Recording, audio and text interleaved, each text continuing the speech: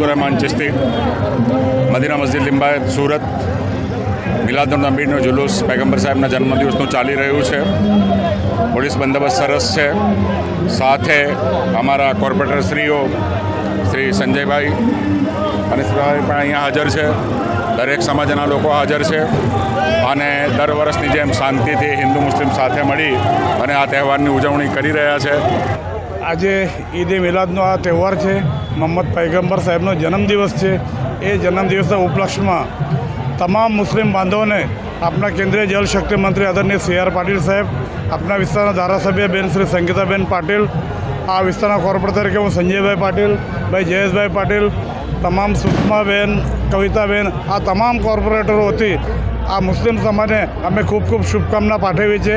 અને દર વર્ષની જેમ અમે બધા હિન્દુ હોય મુસ્લિમ હોય બધા એકબીજાના તહેવારોમાં રંગેચંગે ઉજવીએ છીએ અને બધા સાથે મળીને એક એકતાનું એક પ્રતીક તરીકે અમે અહીંયા આ વિસ્તારમાં પ્રસ્થાપિત કરીએ છીએ. સાથે સાથે આ કાર્યક્રમમાં જે એમને વધારે જહેમત કરી છે એવા ચીનુભાઈ, કેસર અલીભાઈ, આપણા સૈયદ બાપુજી અને તમામ નાના મોટા આગેવાનોએ પણ આમાં ખાસ જહેમત કરીને આ કાર્યક્રમ સક્સેસ બનાવે છે.